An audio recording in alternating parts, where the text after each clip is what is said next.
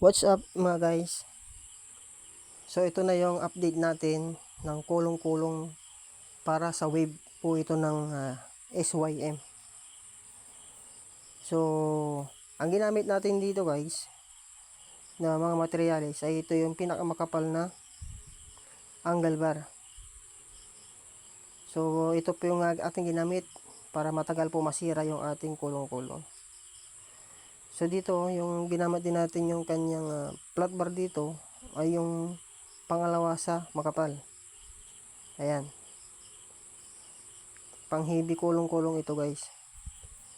So kung nagtatanong kayo kung ilang price o ilan ang nagastos natin dito guys, bali ang nagastos po natin dito ay nasa 4,000 plus 4,500.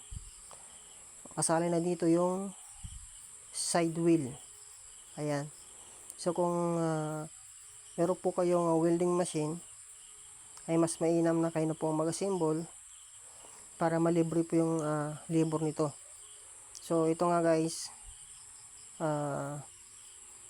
pag meron po talaga tayong pang welding machine, ay makakagawa po tayo ng kulong-kulong sa halagang kulong-kulong na 5,000. So ito yung guys, kikita natin. So bali ang size nito, ang lapad nito ay 29 inches. Ito yung ating pong ilalagay, yung SYM 100 bonus. So ito, kasi itong SYM ay matibay po ito at malakas po sa hatakan. So ito yung ating pong pagka-align ng SYM. So yan po guys, napaka-astig.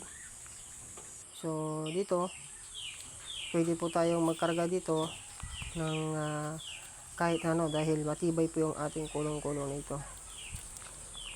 So ito lang guys, na kung meron po tayo sa welding, ay makaka-invento po tayo. Kahit ano po nating gustong gawin ay magagawa po natin basta meron po tayong welding machine at matyaga po tayong mag-welding.